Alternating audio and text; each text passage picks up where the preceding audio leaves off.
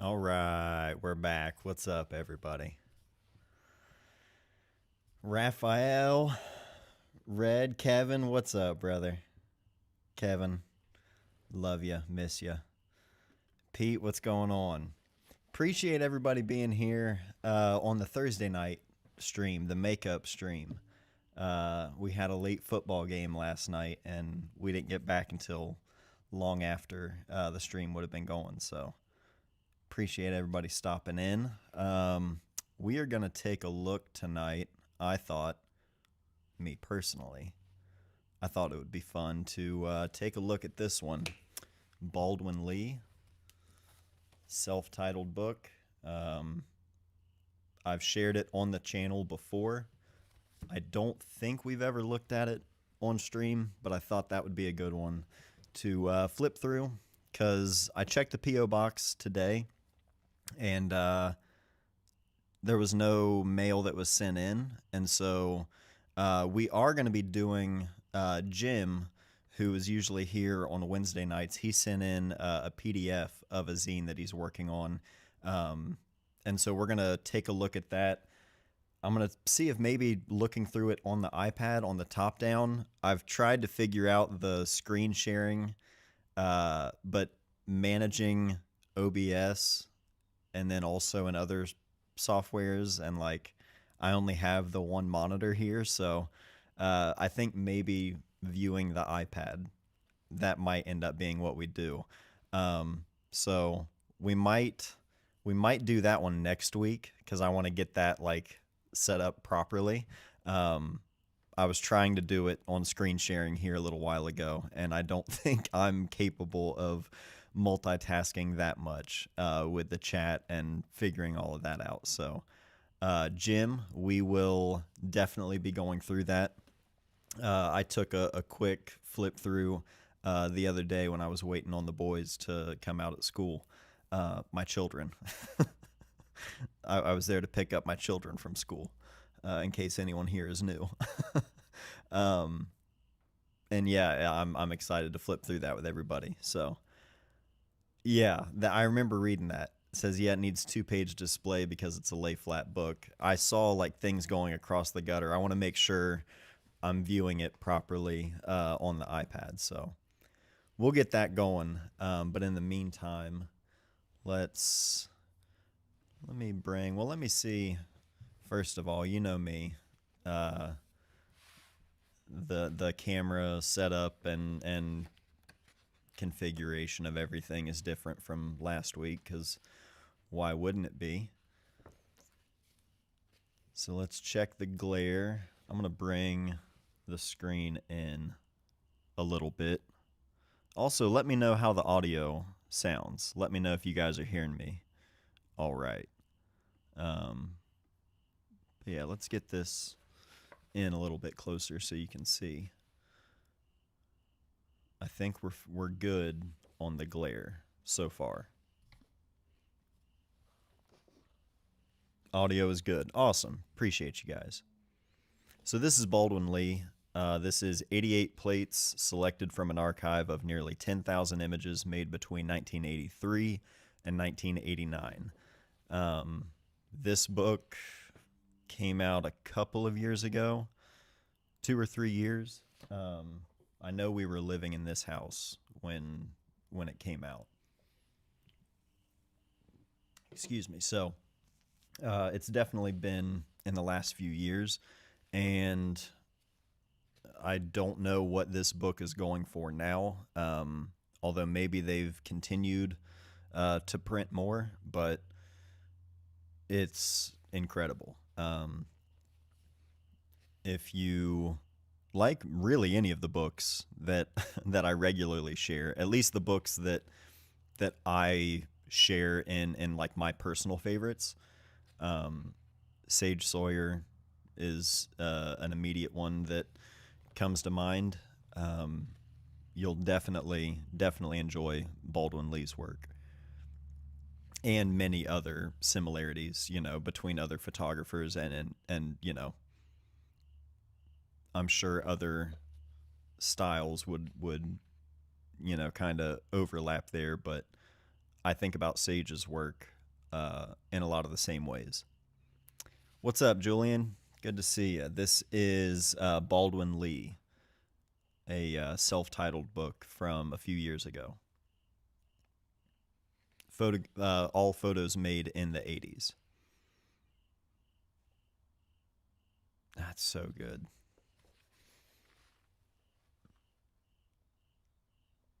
So good.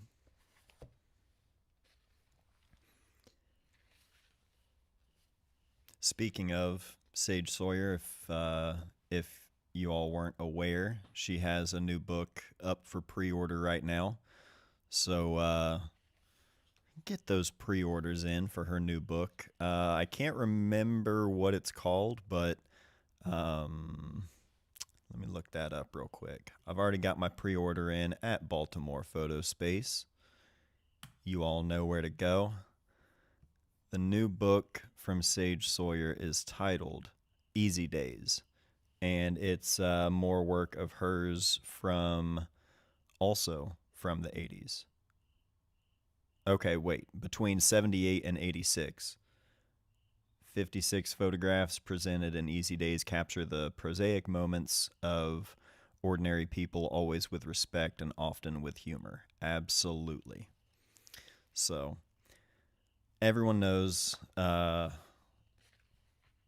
a massive Sage fan. Pretty sure I have all of her books at this point, so I'm excited for this one. What's up, Anthony?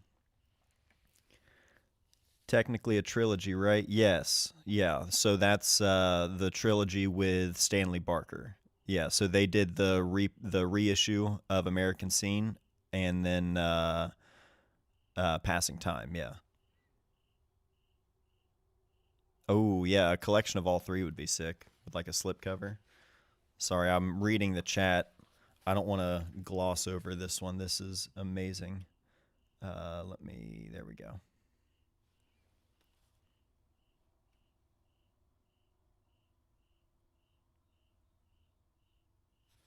So good. Oh, $700 now for this one. Yikes.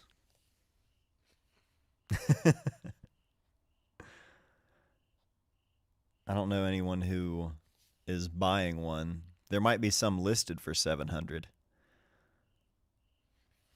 It's a great book, but I'm not a collector in that sense. I wouldn't pay that.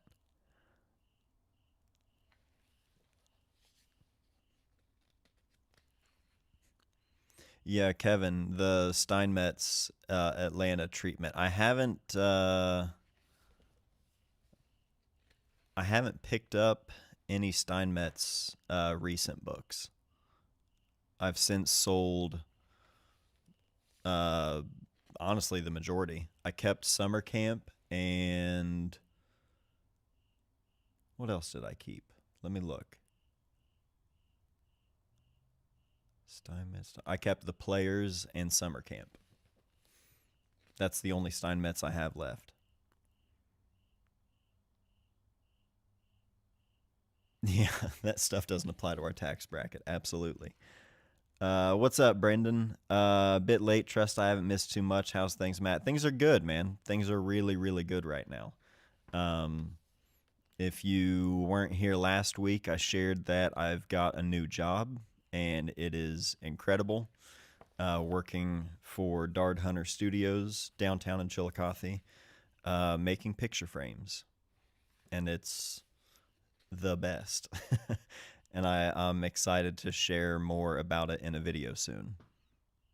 I'm hoping to get Dard in the video on camera and talking as well. So, Dard, if you're seeing this, if you're tuning in, get ready. Kevin, I think I still have Players, Atlanta, and Kville. Yeah, I sold, shout out Brian Wertheim, I think is how I pronounce his last name. He bought like, I think maybe six different Mark Steinmetz books. One of them being the South trilogy, so there were three in there. But yeah, he cleared me out when I was doing my massive book sale. I did hear last week. Glad to hear all still going well. Thank you. I appreciate that. Yeah, this was another super good week. Monday through Thursday while the kids are in school, but I think tomorrow I'm going to pick up some hours in the evening because um, I honestly just want to. I'm excited. Thank you, Jim. I appreciate that. Yeah, makes life exciting and meaningful. There is something about the routine that like I didn't know how badly I missed it. Um, yeah, just huge difference mentally for me over the last couple of weeks. Love you, Kevin. You definitely need to come down soon. And yeah, it's crazy. The last time you were here was the day that we got Peach, and she's a horse now.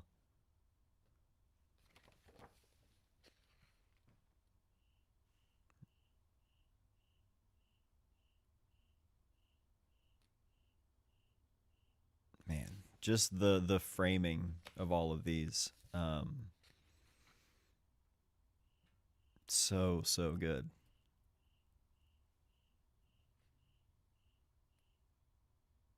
I love this going directly through the middle here at that slight tilt, and nothing feels like perfectly level. All of the lines are kind of skewed in their own way, and the balance of the kids here, like all the way to this corner, all the way to this corner. That's so good.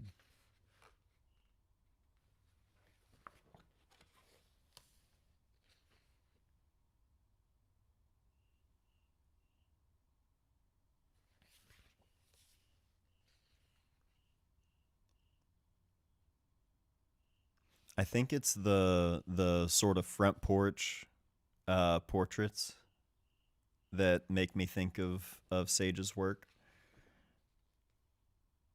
A lot of that just like really quiet, friendly sort of you know, neighborhood feel.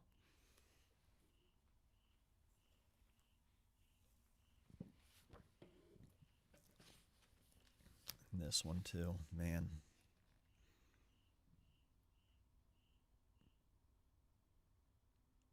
So good. Yeah, I haven't looked at this one in a minute, and when I came out here to the bar and I was looking at the shelf and I was just trying to think like if we're not going to open mail, what do I want to look at? And this was the first one that as soon as I like was scanning across, I saw it and I was like, "Yep, that's the one."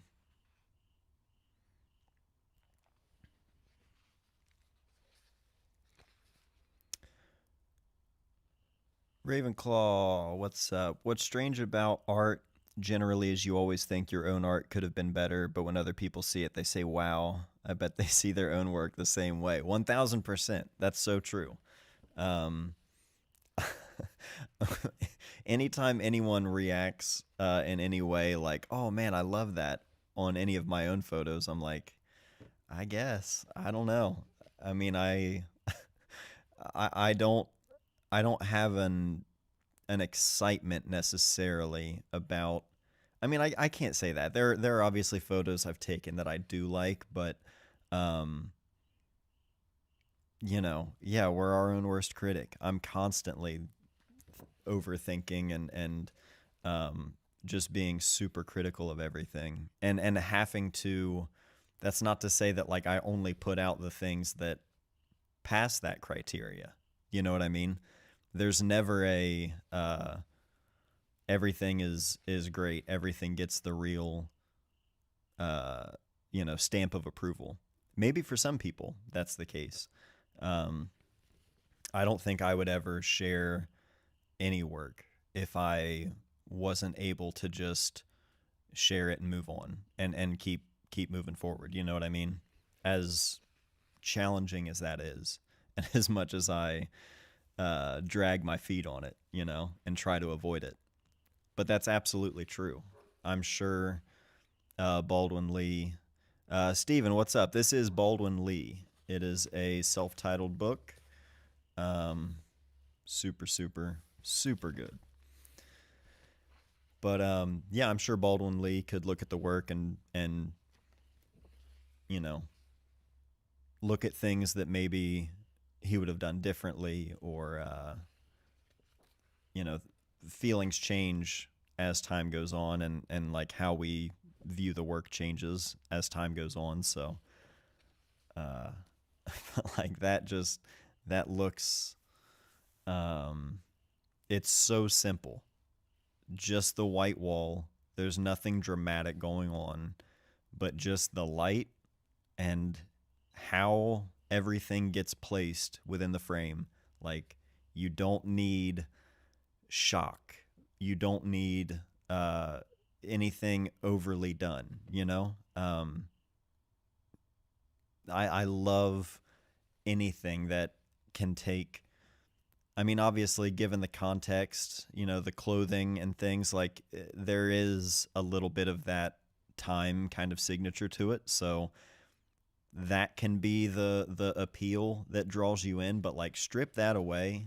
They could be wearing anything. It could be any two different people, but just the simplicity of this, and for whatever reason, and I'm sure this would apply to any kind of photography for different people, but when I see something like this that's just so clean and simple but still dynamic, it's like that's everything in like the purest form, you know?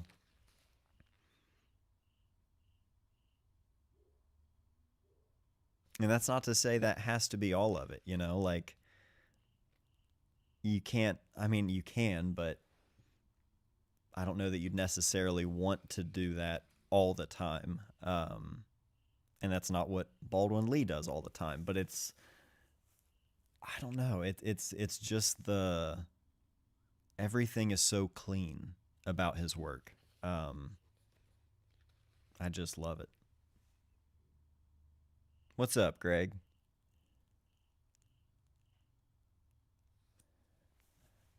I know what you mean. Being my own worst critic is how I keep pushing myself to do better. Absolutely. I think that's you want to find the balance between being critical and wanting to learn and progress, um, and not going too far to where you're not even allowing yourself to create or enjoy the process, you know? Um, I know firsthand how much that can kill the the whole passion for it, you know?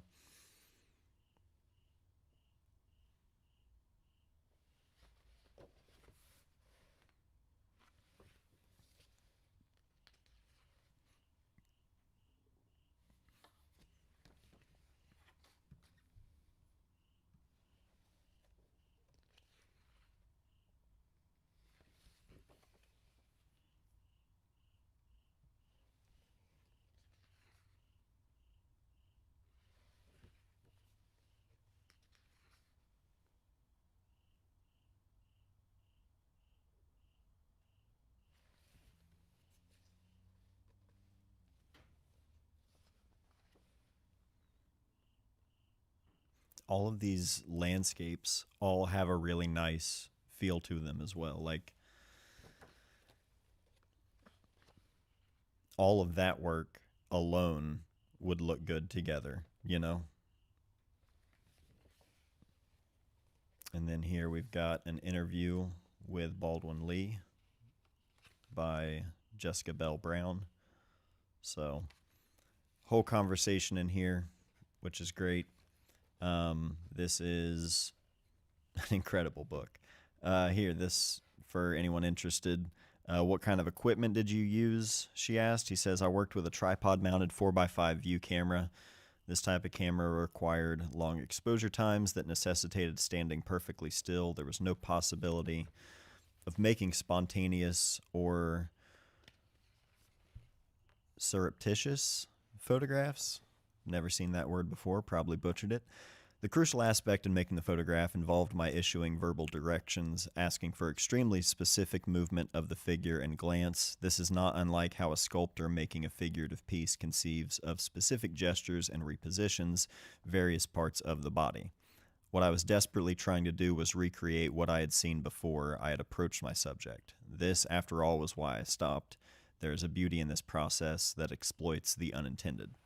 So that to me is fascinating context for the way the moments look, and so often people wonder, like, how do you get that shot? And I think that kind of technique, I guess, is something that sometimes comes up in conversation where people talk about, like, being authentic in how you photograph people, how you photograph the world, and whether or not you should even interact with the subject. Like, some people's approach is to photograph the world and not be seen doing so, or not necessarily being seen, although I'm sure that's some people's goal, but like, you're not engaging with the person you're photographing, you're not involving yourself and interacting, you're just taking a moment as a bystander and just like a fly on the wall. And other people prefer to go up to people and ask them to make a photo. And so, yeah, it's just interesting to think about all of these photos, to then have that context in mind and think about that process.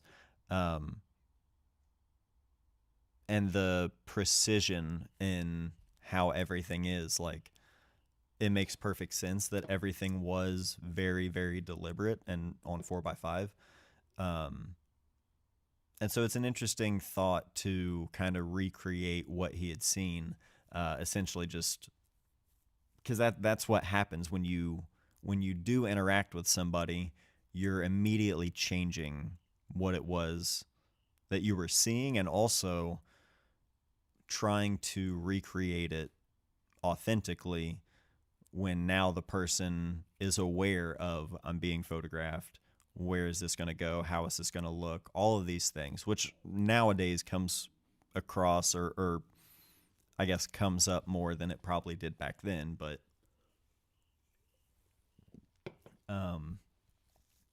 it's just interesting to think about that, and I don't know. I mean, everything comes across so genuine and real. So I always talk about, like, how you interact with people is going to be such a large determining factor in the end result, more important than what focal length you're using or what format you're using or anything like that. Like, when you're specifically making portraits of people, you have to have that sort of trust and connection in that way, you know? And so anytime I see photos like that are just so well done of just real people, I feel like that immediately there's a testament to the photographer and just what kind of person they are. Because, yeah, it's not easy to let your guard down and you know, be yourself authentically in front of the camera, especially when you know you're being photographed. Does that make sense? Carl, what's up, dude? Dr. Pepper Blackberry Zero is the best, so is Baldwin Lee. I can't argue there. I'm a pretty big fan of this stuff. Any of the zero sugar stuff, I'm like, I'll try it. Sure. It's tough to word how I feel about these photos, but they just hit me so much. I'm glad you enjoyed it, Steven. It's a great book. Anthony, Matt, what are your go-to fixes for lack of motivation for new projects or even to just shoot? Man, I will say that I don't know, because most of the time I have the want, like the desire to go out and shoot, but it's always like just due to lack of time and schedule and family life. And so I'll think like, man, I really want to get back out and shoot. It's been a minute since I've just gone for a walk with just my camera and nothing else, like nothing else going on. But when I do find that time, suddenly I've lost all of that. Like, oh, I just want to get out there, and all of that is out the window when I actually do have the time and set out to do it. And I think it's probably just due to like, I don't know, whatever it is about like, oh, I would like to go do that thing because that sounds nice, but when the time comes up, um, it, life happens and like just regular everyday emotions. Um, and I think for me, it's really like it feels too forced when I deliberately go out and like just for the sake of taking photos. And so I try to, that's why I always take a camera with me anywhere I go, is because most of the photos that I am actually happy with, like the photos that I actually feel probably the best about over the last 20 some years, is it's all like photos that were just made because I happened to have my camera with me. It wasn't that I was going out with the intention to take photos. So I try to keep that in mind and know that like if I just go and do things and be um Ralph Gibson talked about it, a point of departure. And I think it was Dorothea Lange who told him about it. You look up, just Google Ralph Gibson point of departure, and he'll say it, better than I will. But she essentially was telling him about him not having a point of departure and not having a place to, or not having a thing that he was doing. And so he happened to make pictures along the way doing that thing, whatever the thing was. And so she kind of attributed this idea of like, it's not about going out and taking the photos of X, Y, and Z. It's sort of just like the things that happen along the way to something completely unrelated. It could be. And so that could be your daily commute. That could be any sort of thing that you're doing. If you just sort of let that carry you through and not necessarily force or guide or make a list of something you're going to go out and do or go out and shoot. Look up the video on Ralph Gibson talking about it. There's a lot more there to that, and a lot more than I can say just off memory right now. But I don't think that there is any sort of like fix or quick tip or hack that I could give to answer your question, Anthony. I really think that it's literally just continuing to do it, uh, despite those feelings, and not necessarily meaning like you have to go out and take a walk with your camera, even when you don't feel like it. Um, don't feel like you have to have it figured out or solved today. Like it can take time, and that's okay. Um, I have a bad habit of thinking like everything has to be done or finished or completed like now as soon as possible. Um, like I'm like running out of time or something. You know what I mean? Like there's just this feeling of like I can't look 5 years into the future or 10 years into the future and think about like what will I be working on, and then in terms of like photography wise, because I'm like I have no idea. My life and interests and everything, like I'm a person that continues to evolve, and so when I try to like think big picture, it gets too much, and I just uh I try to just think about like just keep doing it. You know what I mean? I don't know. I wish I had a quick fix for you, but the only real advice I can give is to just uh, hang in there. Like keep going and trust that those feelings are unfortunately all part of the process, and it's not something you can work out like an equation. Like I used to think, well, I'll just, you know, ultra productivity hacks. Like I'll figure out a way to uh, keep things going here creatively and like interest wise, and then also like career wise, and things ebb and flow. You know what I mean? And so no matter what you do with your photography practice, life is always going to be life. And so um, let it exist alongside it, and don't try to like control it or steer it too much.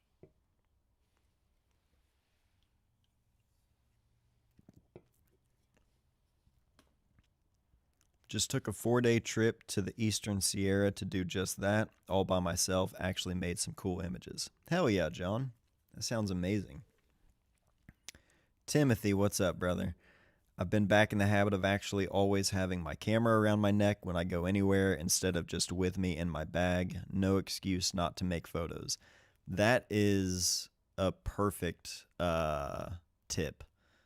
Like, have the camera on you and out and not in the camera bag. It's such a small thing, but like that little bit of resistance that's gone from one, either carrying a camera bag with you and instead just having the camera around your neck, over your shoulder, um, eliminating that, and the like, get the camera out, all right, put it back, like all of that time and messing around is completely gone, and just having the camera literally on you, like Tim says, like literally no excuse. That genuinely goes a long way in how much I find myself taking photos if my camera is out versus in a camera bag. Inefficiency is beauty in a way. Chris, what's up, dude? Um, it's funny, the inefficiency is beauty in a way. I was talking to Dard in the shop yesterday or the day before about, he was talking about the process of you know, the picture frames, and we were talking about different techniques for different things, and just kind of talking about like, I've only been doing it this way for, you know, a dozen or more years. Why not change it up now, you know? And I was like, I find myself the exact same way with, as we've talked about here, even just tonight, changing up the how I shoot any video, the live streams. I've tried to just have things set up and like turnkey, where I just walk in and turn everything on. But the tinkering and like trying different things out, all of that little time and things that I'm doing is just something in my brain that's like, it's the ritual of like doing all of this, of like getting things set up. And I don't know, it's it's one of those things that I constantly find myself getting frustrated with, or like feeling guilty, feeling like I'm just wasting my own time, um, because I'm constantly trying to like manage time and like multitask with all the different things in life. And so when I find myself doing that, I'll feel guilty about it. But I've learned that like it's just part of what I do. It's also a part of ADHD, but it's just one of the things. I'm a human existing on a big rock like everybody else. Jim, and when you have your camera, you always enjoy wherever you are much more. Mindset is different. I agree. I think a lot of photographers can relate to just, that's how you engage with things and connect with things. So Just found Baldwin Lee at a local Barnes and Noble this week. Two of me buying a book off of the stream. You found it at a local Barnes and Noble, like online? That's amazing. Well, I apologize to your wallet, Kashif, but I'm glad your bookshelf is growing thanks to the stream.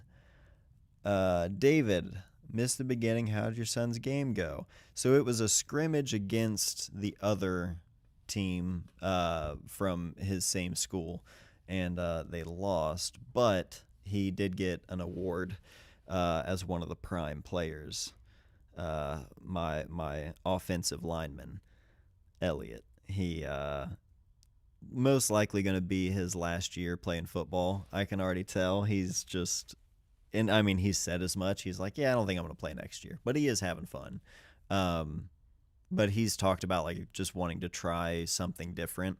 He's going to start 4-H, and I'm excited for that. I loved 4-H as a kid, and I think he's wanting to do photography as a project, and we've kicked around the idea of starting like a local parent and kid photo meetup. Like if their kid wants to learn how to take photos and just like walk around town, and try to get something like that going with the local community, which would be super fun. But he's like, yeah, I just want to try different stuff. He's like, I'm really excited about doing photography. So I'm like, okay, well, maybe we can try and get something going where it's like more of a group thing, and it's not just, I mean, obviously just me and him is fun too, but you know, I want to get him involved in different activities and stuff because he has a lot of fun with it.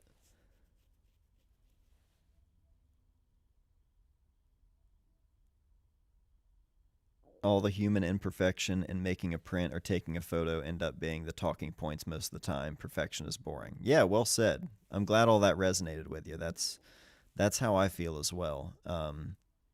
Yeah, especially more and more with AI. Like you said, AI put that into perspective for me acutely. Our mistakes is our beauty, if that makes sense. 1000%. Like as funny as some of the random like AI videos are that are just like outlandish stuff, random, like I saw Abe Lincoln in a ladder match at WrestleMania. Like it's absurd, stupid stuff. And it's like it's funny for literally just like a second, and then that's it, you know? And it's like, I know it's just junk that no one actually made. You know what I mean? So it's a cheap pop every time, whatever it is. And the way people just like gush over it. Like I saw a video earlier where a guy was like, "This is an AI video I produced." I was like, "Produced?"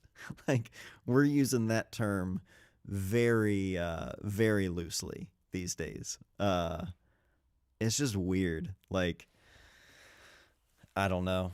For the record, I have gotten so many different emails for, hey, can we pay you to plug this AI whatever? No. Like AI photo editing, AI video editing, all kinds of stuff. No. I will not ever plug any of that shit on this channel. Just so that's very clear. Insane. Absolutely not.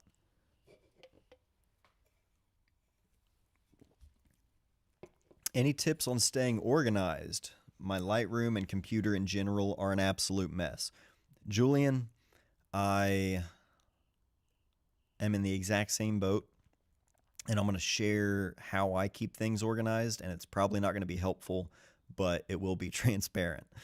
I keep things organized by year, and then whatever projects I have, like individual collections of photos. So for years, it was like all client work. All of that work was then in its own drive, or sorry, own folder, labeled appropriately, all that stuff. Within that folder, I would usually separate into other folders like the raw files, any edits that were made, any other like needed files that would be used for any project relating to that, any Lightroom catalogs that I create for specific projects, because the idea of keeping everything in one Lightroom catalog, I know you can obviously navigate it through the folders, but I have always just created separate catalogs for separate projects because it keeps everything separate, and it helps me. I'm not sorting through thousands of photos and getting sidetracked by something I see and like bouncing around. So all of the necessary files and folders for any given project are in their own respective folder, and everything is organized by year, and that's as organized as it gets. I have no like file system. There's no spreadsheet involved. I know people who are like insanely organized digitally, and I am not. But I store things by year, and if I sort by date created, then that usually can help me, like from my own memory, I can think, okay, I remember this was in the fall or this was in whatever. Or if it was a specific project, I could obviously just search the name. But for personal photos, that's where it gets really tricky because it's literally just month to month, year to year. So I will have for instance, 2025 folder for this year. And in that folder, there's a January folder, a February folder, so on and so forth. And then any digital photos that get taken in that month, they get dumped into that folder. So that's how I keep things organized, backed up. Everything is on 2 separate drives as well as some cloud storage, but not everything gets backed up to the cloud. I'm just diligent about digital backups, or like hard drives, physical backups. And so that also is getting more and more challenging as the years go on to try and remember all of them. Obviously, in 20 years, I'm screwed if I continue the same technique. So I'm very aware of like the problem that needs to be solved. I need to figure out something much better. And I want to make a video sharing how I do that because obviously I'm not the only one doing that. So anytime I do get all of that sorted and find a better system, I will definitely make a video on it. But right now I'm in it with you. I'm gonna go back up so I don't miss anything. Matthew, you got any tips for taking film abroad? Ask for a hand check, obviously, but I'm going to Colombia for an assignment, and I'm worried they won't hand check on the way back. I wish I had more advice than that. I've never flown internationally, and from what I've been told, the U.S. is like the exception to the rule where they will give you a hand check. From what I've been told from a lot of other people, not that you can't get a hand check outside of the U.S., but from what I've been told, it's far more likely that they will say no if you're, flying internationally. So best of luck to you. Don't put it in one of those like lead bags, the x-ray proof bags, because I've heard that they just like crank the intensity to just override that, so it's just even more intense. I've never done it myself, but that's what I've heard. So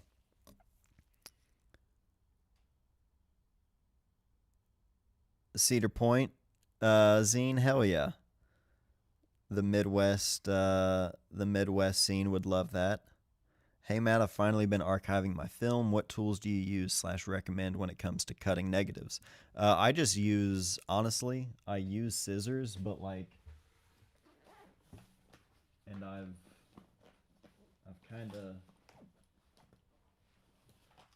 kind of messed up a frame or two. I'm not gonna lie, but I'll show you the scissors I use sometimes. It's just whatever I have on me, and sometimes Leatherman. is what I've got. Oh, it's focusing on the faces. It's got face detect on. These are the scissors that I use to cut my film sometimes. And you'll notice it would take a few snips across, and it's not ideal at all. But again, transparency. That's what I have on me most of the time. So I will use that to cut the negatives if I don't have a proper pair of scissors. And for archiving everything, I use print file sleeves.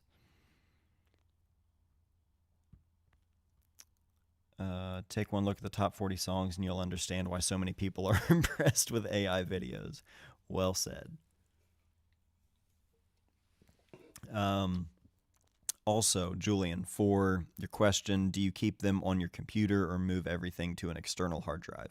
So on the computer, I think I have 2 terabytes internal storage, which is plenty for me at any given time for like whatever I need readily available without needing to worry about plugging in an external drive. I use the little, here, I'll just grab it here. These little Samsung T7 drives. These things are great because they're super fast. They're solid state drives. You're going to be able to edit video, edit photos, do any kind of work off of those drives that you need to. So I use those for, like, I have one drive that's just my work drive. So any current projects that I'm working on will live on that drive. It's a 2 terabyte drive, and I'm usually not working on more than that at any given time with like all work currently in the mix, whether it be photo or video work. So I will work off of those drives because my computer, I'll keep the main projects, whatever like is most essential, on the computer here, and then I'll regularly rotate that kind of stuff out with the work drive. And then when things are done, though, they will get backed up onto like hard disk drives, again, multiples of each.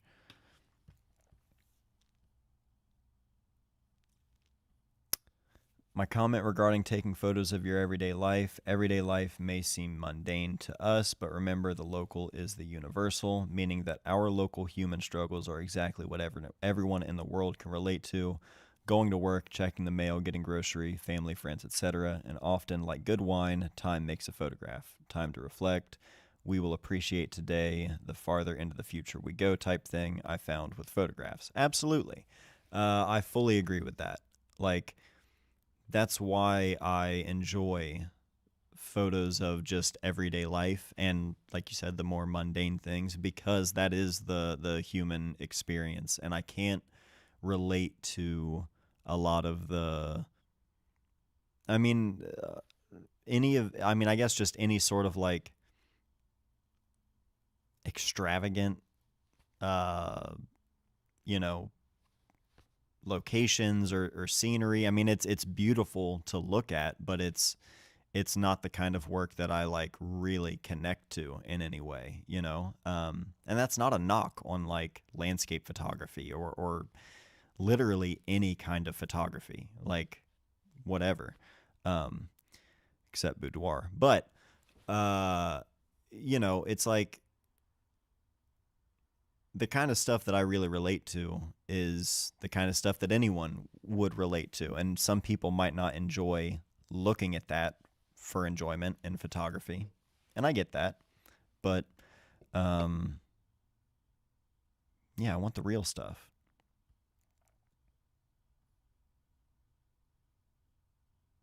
My fear is going to be if and when I print in a dark room and have to find the negatives, I have them sleeved, but that is it.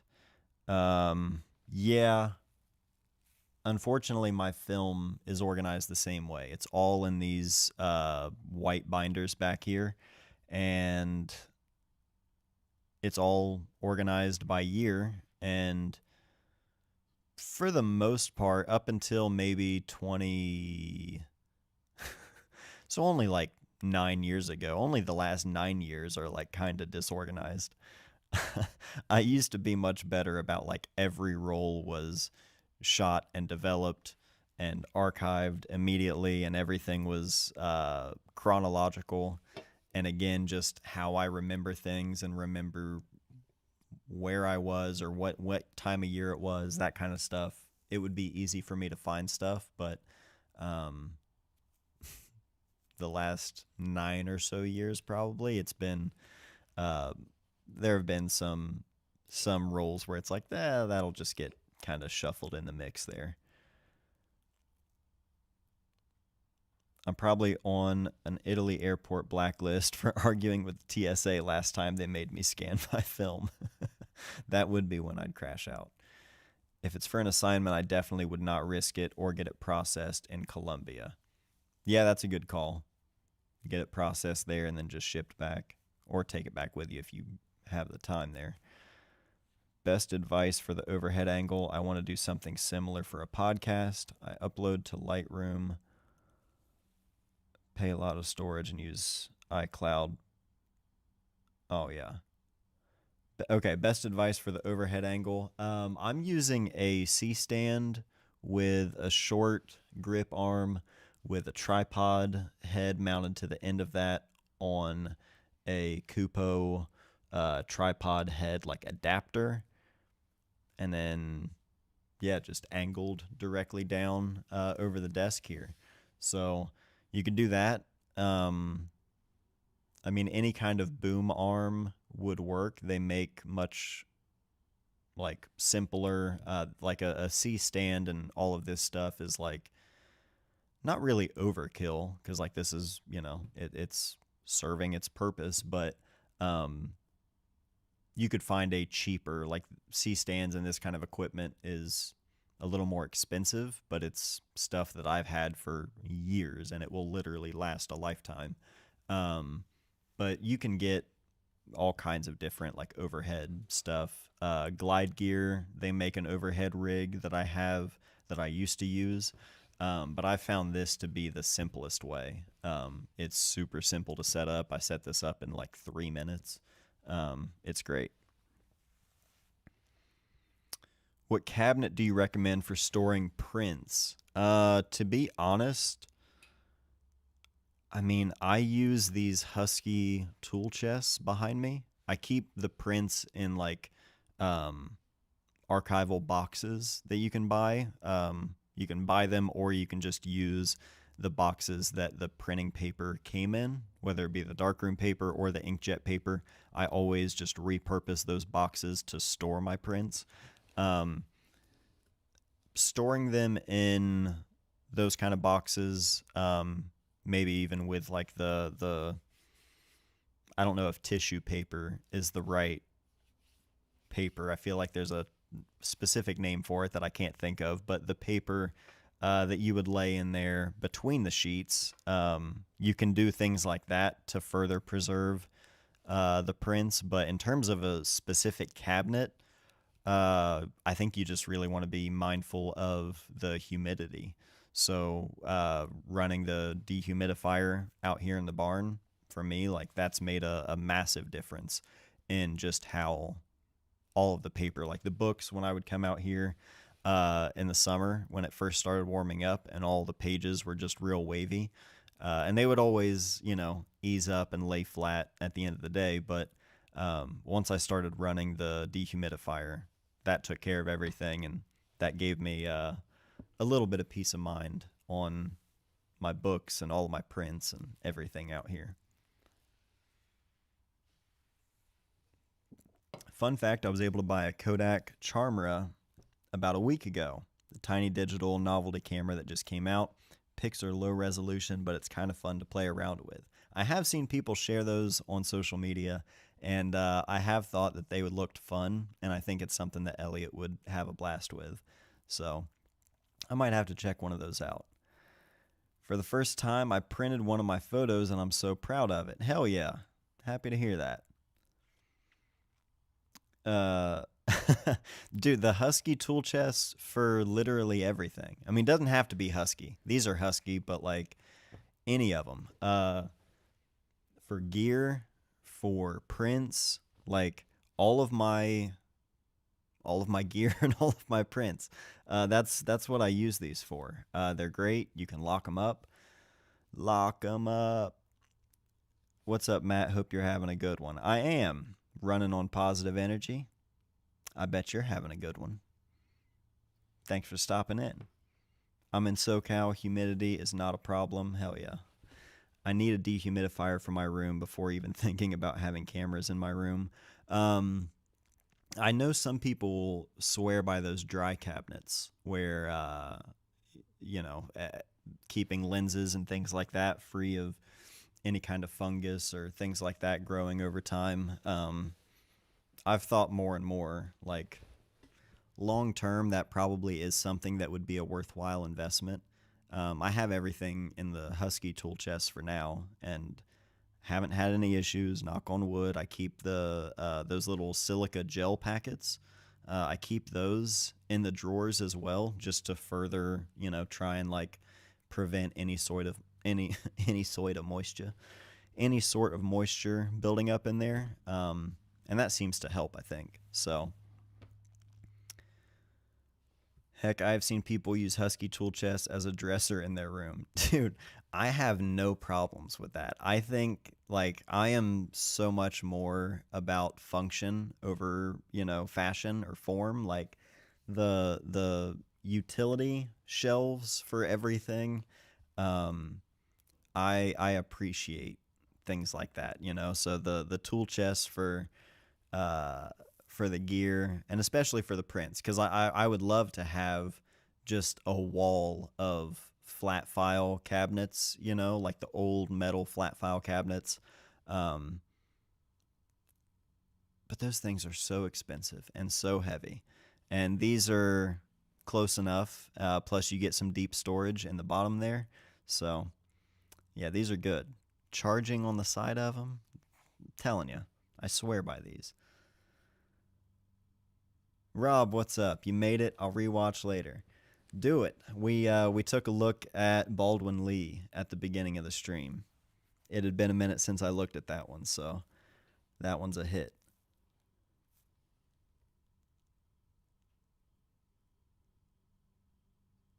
Hell yeah. We make the everyday holy in a way that's honorable. Keep up the good work, everyone. Absolutely. Makes a good coffee bar also. Oh yeah. That's true. I didn't think about that.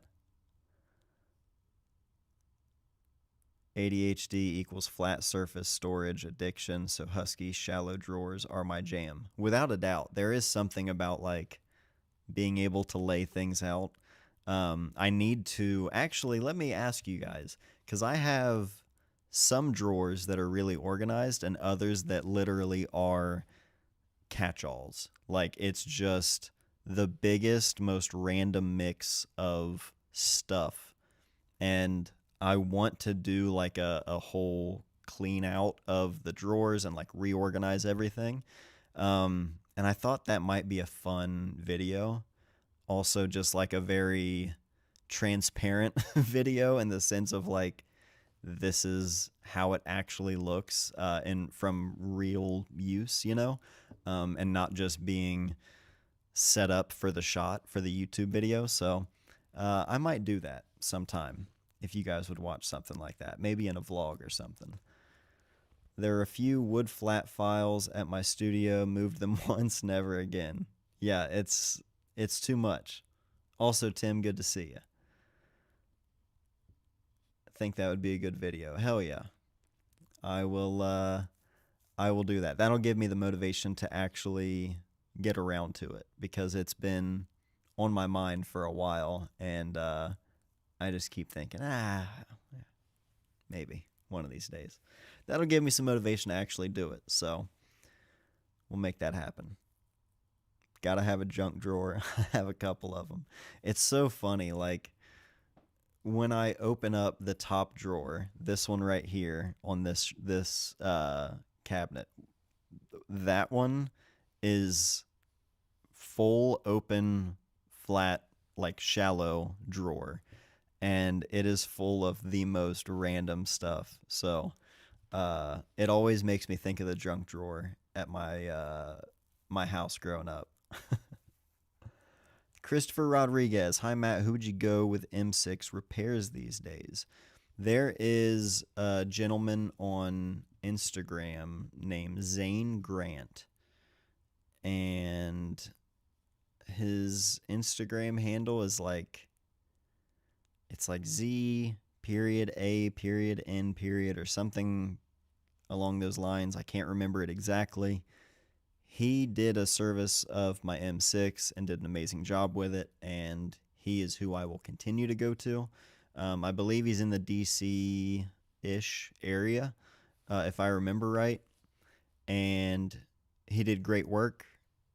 I've never sent anything to YYE or DAG, but I've heard good things, so those are other like well-known options that are out there.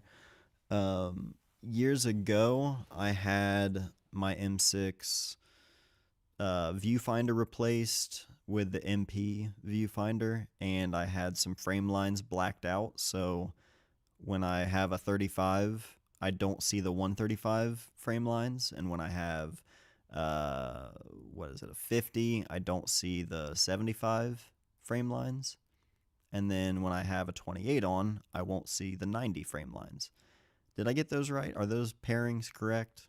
It's been years, so I only have frame lines for 28, 35, or 50, because those are the only lenses that I would realistically use regularly on my M6, so I had those frame lines blacked out, just to like eliminate those from the view and just cleans things up.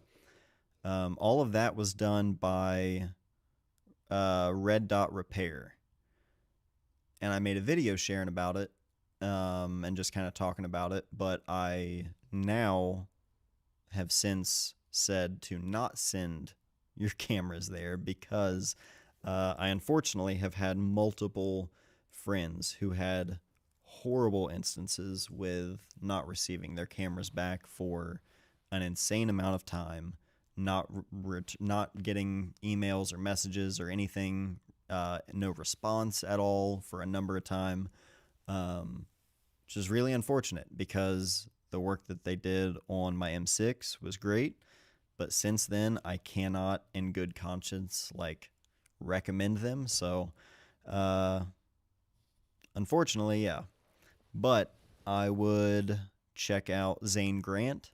He doesn't have like an official thing. It's just I have a friend who said, yeah, he works on cameras. He fixed my M6. I sent it to him. Just sent him a message on Instagram. So he may or may not even be accepting orders right now. I'm just telling you who I went to. If I didn't go to him, I would probably contact YYE or DAG. Those would be my next two in line, I would say. There are, I'm sure, other great options out there that I am just not aware of. So definitely do more research than just asking me because I haven't sent my M6 out to a ton of places. So Jim says, I used DAG and he repaired my M6 beautifully and he fixed the light meter and CLA'd. Amazing.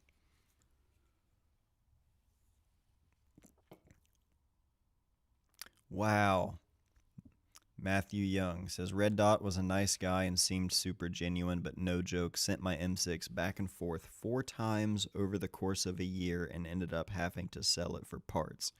Brother, I wouldn't wish that on my worst enemy. That's a bummer. Dang. Yeah, that's unfortunate, man. That's such a bummer. Anybody ever had a Leica painted like a black paint? I have not. I've seen it done. I don't have any like recommendations or places to do it, but every time I see it done, I'm like, man, that would be nice. I always say I want a black paint MP, but I know I'm never going to buy one because I'm just going to keep shooting my M6. Christopher, appreciate you, Matt. Thank you for the Christopher Anderson copies. They're wonderful. I'm glad you're enjoying them. Thank you for supporting the summer book sale. Dag was a former Leica employee from what I understand, so he knows what he is doing. That would make sense. I know he's been around for a long time. Yeah, it's unfortunate that like that stuff with Red Dot happened because yeah, it was just a bummer. I was like, man, I just recommended this to a bunch of people because you did a great job, and then I don't like that. Leaves a bad taste in my mouth. But if anybody has any final questions, we'll probably be rounding out the stream here in the next 10 minutes or so. SF Leica Store told me about DAG. There you go. That's a good resource then. Is DAG in San Francisco? I feel like I've a lot of my West Coast friends. That seems to be where they go. Thinking of maybe upgrading from my M6 to an M7 for the aperture priority, those in-between shutter speeds. If Tim is still here in the chat, Tim can attest for the M7 love. He's an M7 guy. Or was? I don't know if Tim still is. I know he was. Maybe he sold that one? Did he sell that one to Chris? I can't remember. Honestly, I think all the repair guys here in the USA are super backed up. That makes sense. I love the folks at Camera West. Midwest. Oh, he's in the Midwest. Okay. Camera West. I'm not familiar with them. Oh, Chris sold it to you. Okay, I got it wrong. Okay, yeah. Yeah, Tim's an M7 guy. New Leica got a warranty, so happy ending, I guess. Oh, nice. Well, yeah, there you go. Shooting street or night photography. Just over here. You guys see my trick? You guys impressed by this? This would have done numbers in the cafeteria. Shooting street or night photography and not having to worry too much about. Oh, okay, sorry. In response to the aperture priority. Yeah, I see what you're saying. Being able to just rely on that would be nice. Dag, I think, lives in either Wisconsin or maybe Michigan. Okay. Who is it that's out west? I thought there was someone in California.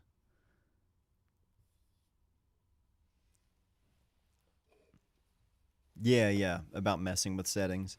Yeah, I mean that would definitely be for that kind of stuff cuz that's what probably pushes me from like the desire to go out and shoot shoot at night is the uh just thinking about the exposure. I just go, setting up a tripod for super low light stuff. I can't work on a tripod. I'm not built for it. Honestly, never take the M7 off aperture priority. Dude, that's exactly how I would run it. If I had an M7, that's all I would do is use it in aperture priority. I feel like if you're maybe there are other differences like unrelated to exposure, but if you are going to buy the M7, it's got to be for that, right? Are there other things that I mean, I guess maybe I don't know, like production changes and stuff. Some like hardcore Leica heads can tell me like the intricacies of that, but yeah, if you're gonna buy the M7, it's got to be for that. I would I would never leave aperture priority. Yeah, I don't like shooting with tripods. Yeah, it's just I can't do it. I think the viewfinder has anti-flare for the later ones and the DX coating. Oh yeah, the DX coating. I didn't know about that. Or I guess I didn't really think about that with the M6. But that'll do it for tonight's stream. I appreciate you all hanging with me tonight. Hope you enjoyed Baldwin Lee. If you're just now joining us, make sure you check the replay. That's an amazing book that unless you're willing to pony up. Although I think Kashif said he picked it up off of a local Barnes & Noble, so do some research. Look for it. Baldwin Lee. It's an amazing book. And appreciate y'all hanging. Enjoy the conversation. Enjoy the rest of your week. I will be back next week, Wednesday night, not Thursday night. Unless something else happens, I'll keep you all posted. But regardless, I'll be back next week. And yeah, you guys be well, and I'll see you then.